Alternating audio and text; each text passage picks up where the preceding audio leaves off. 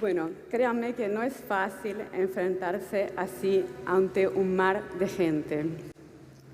Imagínense entonces lo que debe ser sufrir bullying, ¿no? Bullying, esas agresiones físicas o verbales que suelen ocurrir en las escuelas, por eso también se conocen como acoso escolar. Uno de los problemas más discutidos y graves de los últimos tiempos, los problemas sociales. Sin embargo, hace 5 o 10 años, creo que pocos o ninguno de nosotros había escuchado esta palabrita, ¿no? Bullying. Aunque también suele decirse que esto no es nada nuevo, ¿no? Que es algo que siempre ocurrió. Y de hecho, más allá de la edad que nosotros tengamos, ¿no? Todos tenemos alguna experiencia con este tipo de situaciones, ¿no? Ya sea porque la vivimos en carne propia o porque contribuimos a ejercerla contra nuestros propios compañeritos, contra nuestros pobres compañeritos de entonces en la infancia, o porque simplemente la presenciamos, ¿no? Antes se llamaba tomar de punto a alguien para burlarse. Ahora se dice bullying. Bueno, pero yo creo que esto que pasa ahora y que nosotros llamamos bullying, en realidad es algo nuevo, ¿no? Tiene semejanzas con lo que pasaba antes, pero no es exactamente lo mismo. Y esto por varios motivos, ¿no? Primero, antes no teníamos una palabra para nombrarla, para nombrar el fenómeno, o por lo menos no era esta palabra, bullying.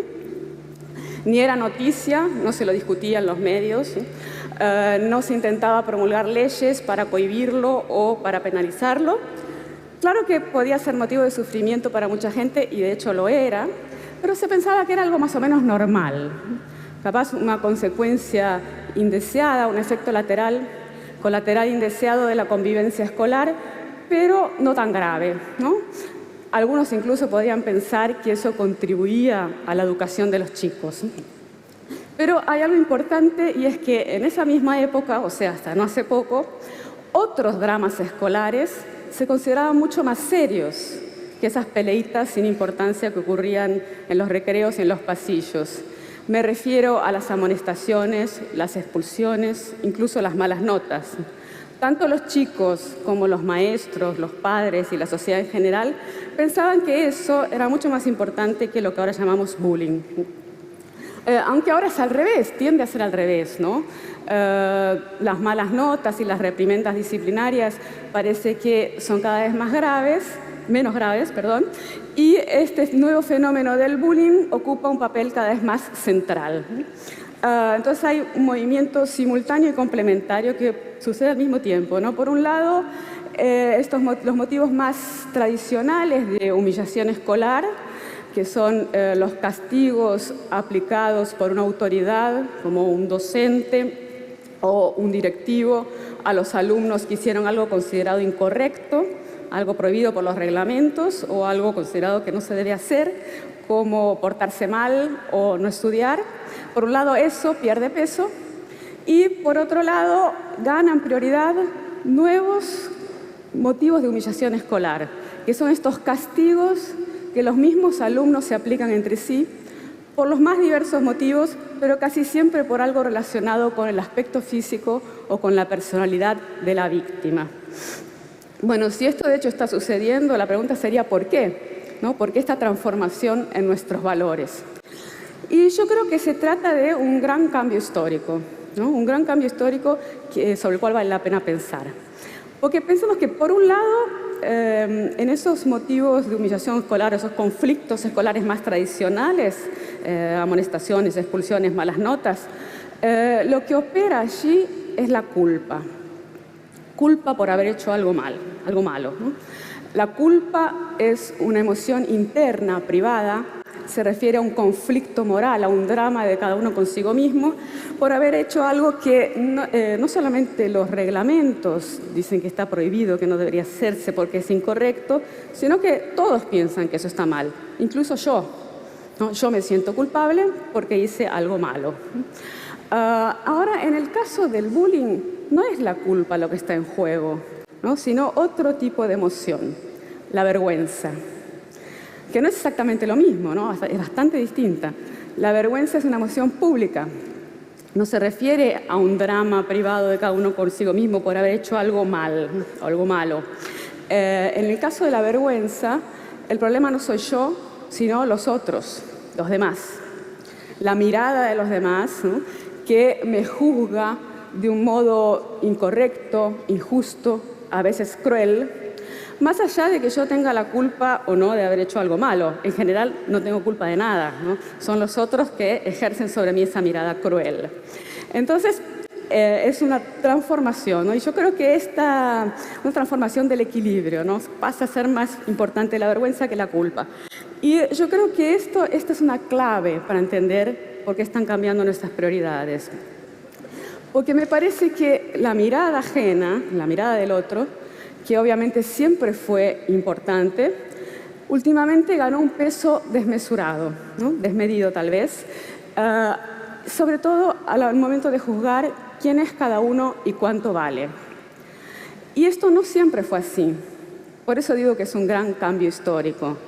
Y claro que es un cambio muy complejo, ¿no? Que no es de ahora, que viene gestándose hace décadas y que está como terminando de consumarse ahora, está cristalizando ahora, ¿no? Y me parece que uno de los ingredientes más importantes de esta transformación es el abandono de la idea de interioridad. ¿Qué es eso? Bueno, fue una idea muy importante, una creencia fundamental durante los 200 años que nos precedieron, siglo XIX y XX, la convicción de que existía la vida interior, ¿no? Algo esencial, pero invisible a los ojos, que se creía que definía a cada uno de una forma mucho más profunda y verdadera que las vanas apariencias. Esas apariencias no solo se consideraban vanas, sino también falsas, frívolas, como algo menor, ¿no? Algo sin importancia, comparado con toda la contundencia de esa verdad o belleza interior. Bueno, yo creo que todo esto son valores y creencias que todavía permanecen entre nosotros, pero que las estamos abandonando. Nuestra sociedad está transformándose y estamos abandonando esas creencias. Por ejemplo, en el caso de las vanas apariencias, me parece bastante claro que ya no son tan vanas, ¿no? Pensemos en todo el fenómeno de culto al cuerpo que se desarrolló en las últimas décadas.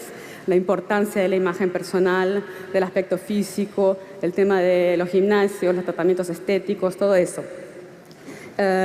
También importa mucho, si cada vez se da más énfasis a lo que se ve, ¿no? Y se pierde esa noción de que lo más importante de cada uno es algo que no se ve, pero que no son las tripas, ¿no? Que está dentro de cada uno, pero que no son las tripas, sino algo inmaterial, como el alma o el espíritu.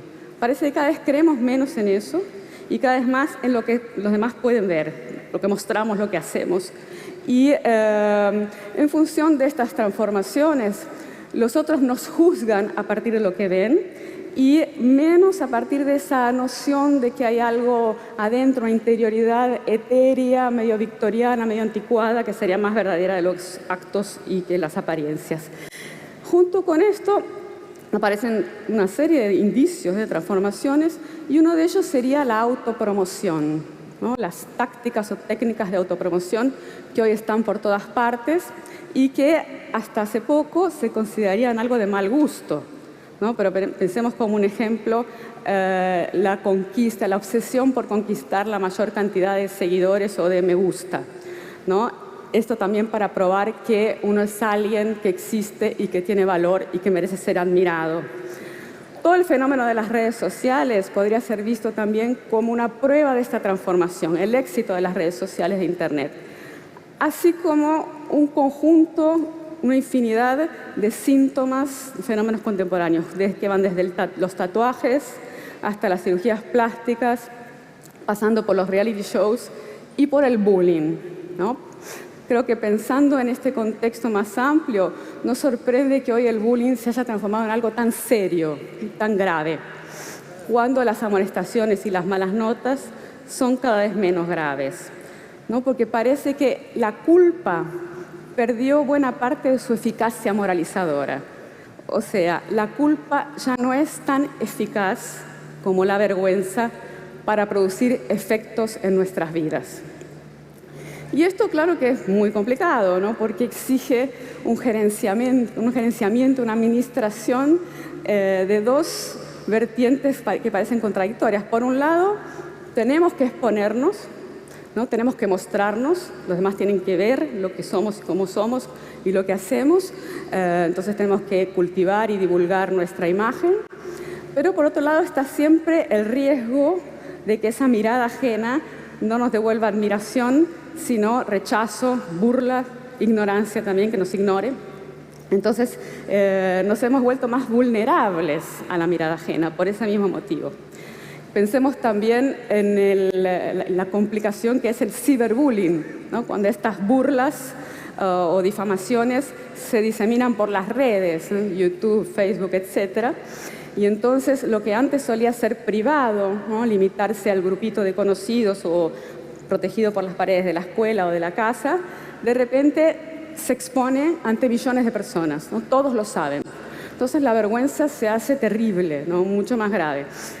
Y no tenemos dónde refugiarnos, ¿no? Ni dentro de uno mismo, ni en la intimidad, ni siquiera soñando con escaparse a una isla desierta, que cada vez existen menos o ya no existen más, por lo menos no sin Wi-Fi, ¿no? Que ese es el tema. Entonces, pareciera que esta idea de que el infierno son los otros, ¿no? Se ha vuelto más verdadera ahora, ¿no? En la era de la conexión permanente y de los perfiles siempre visibles en miles de pantallas. Y con esta dependencia que desarrollamos con respecto al botón me gusta, ¿no? Ese clic mágico que esperamos que todos nos concedan ante cualquier selfie o lo que sea que postamos con respecto a nosotros mismos. Bueno, si todo esto está sucediendo, de hecho, este cambio histórico, con estas consecuencias y efectos, la pregunta sería, ¿qué hacemos, ¿no? También, ¿esto es mejor o peor que antes? ¿Es bueno o malo? ¿Cómo lo solucionamos? Y bueno, la mala noticia es que solución yo no tengo, pero creo que tengo algunas pistas, vean. Me parece que tanto la culpa como la vergüenza son mecanismos de control social, ¿no? Y el hecho de que la culpa esté perdiendo buena parte de su vigor ahora y que la vergüenza se esté magnificando, eso no es bueno ni malo en sí, pero es algo que tenemos que tener en cuenta. O sea, es un dato. Porque si seguimos, que significa que las cosas cambiaron de hecho, ¿no? Y entonces, si seguimos pensando que lo que pasa ahora es lo mismo que pasaba antes y lo tratamos de solucionar como si fuera lo mismo, probablemente no vamos a llegar muy lejos. Bueno, eso es lo que les quería contar. Gracias.